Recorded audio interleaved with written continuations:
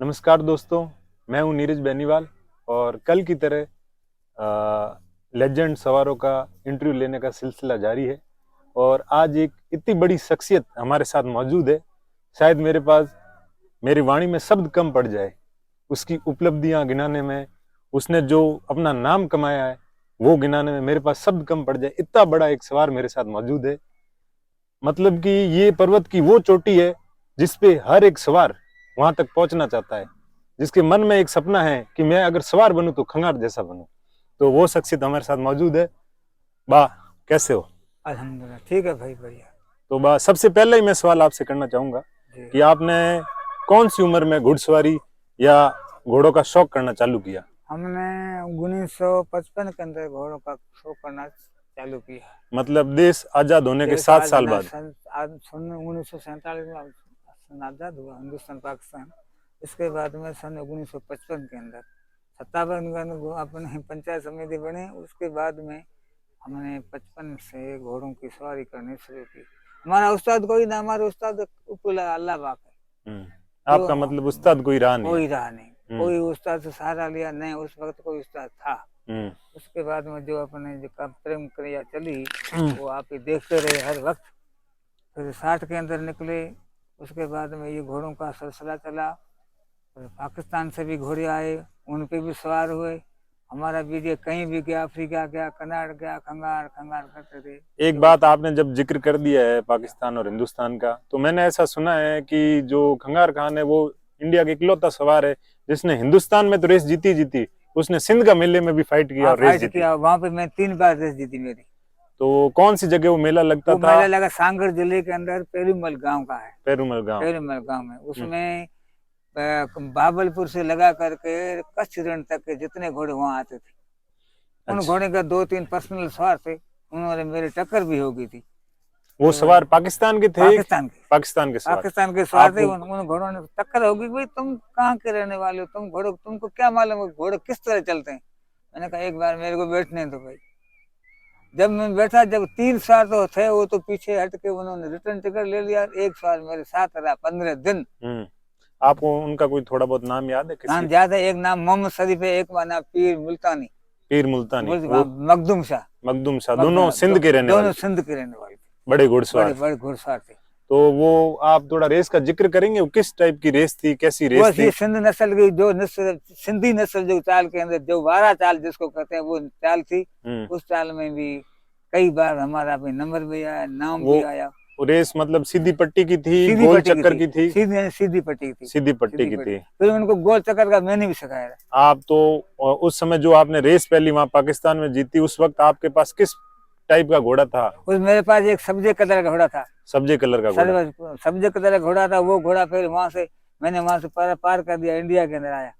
हमारा सलूकात आपस में हमारा मेल जो अच्छा था। घोड़ा हमको सक्सेस कर दिया इंडिया के अंदर। वो 3 साल से मेरे पास घोड़ा रहा। फिर वो घोड़ा रात को सांप काटा मर गया। अच्छा। उसके बाद हमारे पास घोड़ियां बैठी। फिर यार दोस्त जितना संपर्क हुआ वो सबके पास अच्छे अच्छे घोड़े थे। तो उन घोड़ों पे हमारा चांस बढ़ता गया। और फिर सवाल तो अब तो हुए, जब जितने लड़के छोटे यंग मैन है ये सब मेरी सिखाई हुई है। तो मैं एक आपसे बात पूछना चाहूंगा, जैसे कि यहाँ मैं जैसे बड़े बुजुर्गों से मिलता हूँ तो वो एक ही बात बोलते हैं कि जब तक खंगार बा इस मेले में पांव नहीं रखते थे तब तक मेले में रंगत नहीं आती थी। रंगत नहीं, ये रेस भी पहले मैंने लगा रखी भाई साहब। अच्छा। पहले रेस का सिलसिला भी मैंने जारी किया। अच्छा। ये जोधपुर दरबार गजे सिंह जी, भवानी सिंह जयपुर साहब, नगर राव साहब पृथ्वी सिंह जी, तलवार ठाकर मोती सिंह जी और चित्र राणा साहब और जनक सिंह जी दासपा, इन लोगों में बैठ के उन्होंने कहा रेस बनाओ। तो रेस में इनाम क्या रखेंगे भाई? तो तुमको जितना चाहिए वैसा रखो। तो पहले दे दो फर्स्ट नंबर को लाल बत्ती ब्रासलेट वाली। अच्छा। दूसरे नंबर वाले को दे दो एक पीतल का लोटा। वो तीसरे नंबर वाले को लोखंड की बाल्टी दे दो। देख लीजिए दोस्तों, इस समय आज के टाइम में 1-1 लाख का रेस का इनाम होता है। कोई बुलेट मोटरसाइकिल रखते हैं। आप सोच सकते हो उस जमाने में एक लालटेन इनाम में रखी गई थी। तो फिर वो पहली रेस किसने लड़ी, कौन से घोड़े थे, किसने नंबर लिए? पहले घोड़ा एक शकूर खान था, एक उसका घोड़ा था, एक बाकासर बलवंत सिंह का घोड़ा था, एक तीसरा नंबर सबूज प्रधान कोनरे वाला घोड़ा था। अच्छा। 3 घोड़ों का मुकाबले साथ मेरे पास एक रोकड़ घोड़ा था। वो घोड़ा निकला जब उन्होंने कई बार कहा कि यार तो इस आदमी को खत्म करो ना, हमारे घोड़े की वैल्यू जा रही है। उस दिन भी हमने इन मुकाबले से फिर इनको ये रेस लगाई, 1-2 बार जसोल से अपने तक बीच में रेस लगाई। उसमें फिर बाकी जो इतने हमारे यार दोस्त है, कोई भाड़े थे, कोई उन्होंने हमारे संपर्क लिया, उसको जो ट्राई मेरी थी वो सीख ली। अब करें अल्लाह करे वो आबाद रहे। हमारी तो एज हो गई 85 85 साल 85 की एज हो गई। तो आप अब जैसे मेले में आते हो, कभी आपके मन में ऐसी टीस नहीं होती ये क्या घोड़ा चला रहा है? ऐसा क्यों करें? ऐसा मन में होता है कि कोई घोड़ा आप टूटते हुए देखते हो कि मैं अभी चढ़ के इस घोड़े को सही कर दूं? बहुत चिलचिला रहे हैं, लेकिन सब अपने वाले उनको क्या नहीं तो भी ऐसा मन में आता है कि मन में मैं आता चढ़ूं है। और इस घोड़े को अभी सही कर दूं। अभी सही कर दूं, लेकिन क्या करें, सब लोग मेरे एक भाणेजा, कोई दोहित्रा, कोई भतीजा, कोई पोता, अब उनको क्या करेंगे? इनकी डिफॉल्टर यहाँ कर दें तो फिर इनके आगे क्या सक्सेस होंगे? ये कल की बात का मैं जिक्र करता हूँ। जैसे कल मैं गुलाम भाई राजड़ का जब इंटरव्यू ले रहा था तो उनसे मैंने पूछा कि पुराने टाइम के सवार, तो उन्होंने नाम लिया हसन टाकी, हसन जिप्सी, मोहम्मद भाई, ऐसे करके 4-5 नाम ली। तो मेरे मन में ऐसा ख्याल आया, मैंने कहा खंगारबा का इन्होंने नाम कैसे नहीं लिया? तो फिर थोड़ी देर बाद उन्होंने बोला कि हम तो सवार थे, हमसे ऊपर का भी एक और सवार था, वो था खंगारबा। ये तो जिप्सी क्यों नाम रखा गया? अच्छा। जिप्सी रालसा वाली घोड़ी का नाम रखा है ना। रालसा वाली घोड़ी का जब मैदान में आया उस दिन इनको क्या डाउट था कि वो मुस्ताकिया कोहली घोड़ी लाया, एक डफीरांग से निशान से घोड़ा आया, एक पंजाब से पंचकल्याण काला घोड़ा आया पंजाबी। उन्होंने कहा जिप्सी क्यों हराओ? मेरे पास आए भाई जिप्सी हराना भाई। मैंने राव साहब से बात कर ली है, अब तो मैंने घोड़ी उस पर बैठूंगा। 5 महीने फुंदे लिए मेरे ऊपर, करते कोई अल्लाह करे ये मरे बहन तो भी हमारा कोई नाम निकले। अब बेचारे ये हो गए हैं तो हम तो सोचते हैं अल्लाह करे इनकी आबाद गिरे में, तो हमारा सब चपड़ समेटा हुआ है। तो भी मतलब वो तो मेरा कहने का मतलब इतना होता है कि अगर दूसरा कोई गैर में किचली में होता है कि भाई ये घोड़ा क्यों चल रहा है, तो उसको ये मेरे डाउट जरूर होती है, भाई इनको पूछो घोड़े को मारता क्यों है, घोड़ा क्या मांग रहा है, तू क्या दे रहा है? वो गुलाम भाई ने भी ऐसे ही बोला, मतलब उनके मन में इज्जत देखो आप, उन्होंने सब सवारों को अपने साथ का नाम लिया, पर आपका दर्जा एक ऊपर रखा। जिप्सी वाली घोड़ी है, जिप्सी का नाम रखा है। घोड़े इसका जिप्सी नाम नहीं था, घोड़ी का नाम रखा है जिप्सी। उसके ऊपर घोड़ा, भाई हसन कौन सा जिप्सी, अच्छा दूसरा घोड़ा कौन सा होगा? वो घोड़ा था कौन सा, ये रख लो गाय अपना टाकी, नाम था घोड़े का, स्वर का नाम रख दिया टाकी। इस नाम से हुए, अल्लाह इनको आबाद रखे। माँ को भूल आया था, पाकिस्तान गया था, वहाँ पाकिस्तान घोड़े चलाया, फिर ऐसे घोड़ा अंदर पेट में, फिर जाके सीम रखा वहाँ पे गया। जब राव साहब के बाबा ने ये जो आपस में घोड़ों के लिए खड़ा करते, हमको बोला कि घोड़ा कहीं से दिला। मैं कहा भाई घोड़ा तुम्हारे पास एक है, घोड़ा कमजोर है, ले जाओ भाई। दे दिया, वो घोड़ा यहाँ आ गया। आने के बाद में घोड़ा सुख पाया, घोड़ा नाम ले लिया। वो घोड़ा इस जिप्सी का बाप, वो घोड़ा। फिर जो ऐसे जानवर थे, एक और कई लोग बात करते, एक चुंडावत थे, उनके घोड़े पे आप चढ़ते थे। हाँ, कौन सा घोड़ा था वो? और वो जो ओनर थे, सुरखा, जिसको अपन सुरखा बोलते हैं और ये चंपा बोलते हैं, उस घोड़े में बैठा था। वो घोड़ा थोड़ा क्या करता था, तो फुल घोड़े स्पीड पर तो 2-3 छलांग मारता था। उस छलांग में अगर काबू हो गया तो हो गया, नहीं तो उठा लेता। मैंने कल सवाल गुलाम भाई से भी पूछा था कि पुराने टाइम में व्यापार कैसे होता था, कैसे घोड़े आते थे, थोड़ा उसके बारे में आप भी थोड़ा अपना अनुभव शेयर करिए। कौन से व्यापारी वहां से घोड़े लेके आते थे और बेचते थे, या यहाँ के कोई व्यापारी थे वो जाके वहां से लेके आते थे, किस तरह से व्यापार? बॉर्डर ऐसा था न, चले उसमें तो कोई ऐसा आने जाने में ना, तो आप आर्थ के मतलब देते थे वो घोड़े। घोड़े आते थे माल के सौदे में, कोई ऊँट देता था, कोई क्या देता था, उसमें घोड़े आ जाते थे। यहाँ की नस्ल जो अब घोड़े चल रही है, नस्ल सब वो है पीछे। यहाँ भी कोई नस्ल नहीं है। जिसमें इस कान की थी वो दड़ा दड़ बस, कभी पीछे कभी पीछे। ये नस्ल तो सब सिंध की है, जो सिंधी घोड़ों की नस्ल सिंध की है। सिंध की। कई लोग बलूची घोड़ों का भी जिक्र करते हैं, बलूची घोड़े वो भी सिंध की, वो भी सिंध की। अच्छा, कच्छ में जो घोड़े अभी जो रेगुलेशन काम चल रहा है कच्छ में घोड़े, वो भी सिंध की नस्ल, सब घोड़ों की एक। अच्छा, और कई लोग ऐसा भी जिक्र करते थे, जैसे खंगारबा मेले में उतरते थे तो 50 आदमी आगे चलते थे, 50 आदमी पीछे चलते थे। अल्लाह चले तो मेरी इज्जत रखते थे, मेरी बात, क्योंकि स्वार्थ था नहीं उस वक्त, कोई स्वार्थ भी था नहीं था, मैं एक ही स्वार्थ था, तो मेरा इज्जत भी करते थे, मेरा कहना भी करते थे। देखिए ये इनका बड़प्पन है कि मतलब ऐसे बता रहे हैं कि मैं एक सवार था, इसी कारण मेरी इज्जत करते थे। पर और आपको यूं लोग इंतजार करते थे कि आज खंगार मेरी आड़ी या मेरे टेंट में आएगा, दावत के लिए आपका इंतजार करते बहुत थे। दावत की और इज्जत। पहले के मूल्य में थोड़ा फर्क लगता है? फर्क तो लग रहा है साहब, रात और दिन का फर्क है।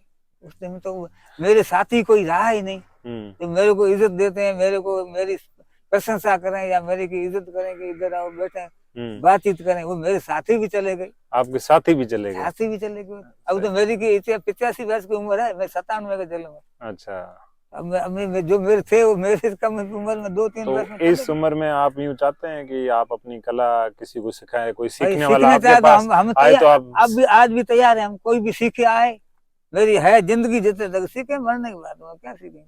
नहीं, कई लोग ऐसा बोलते हैं जैसे कि स्वार लोग होते हैं, वो अपनी कला किसी से नहीं बताते सिखाते, नहीं। उनकी धंधा देना, मैं किसी को ये नहीं कर सकता अच्छा, कि भाई नहीं आप चलूंगा। मतलब ये तालीम देना चाहते हैं आगे? अल्लाह करे, हम तो कहें तालीम दें, इनका काम आगे से आगे बढ़े और ये कि सिलसिला चलता रहे, चलता रहे। हाँ। हाँ, ये नहीं रहे कि भाई कोई मोहताज हो जाए, भाई मेरा कोई पहुंच रहा है, ये अल्लाह करते, हम तो हमारी दुआ ही मांगते सही अल्लाह है, से। सही है। लेकिन इस मेले के अंदर, अगले मेले के अंदर, उसमें रात और दिन का फर्क किस चीज का है? फर्क फर्क, एक आदमी चले गए, आदमी घोड़े का- भी चले गए, घोड़े भी चले गए। घोड़े भी चले, वो घोड़े ही नहीं है।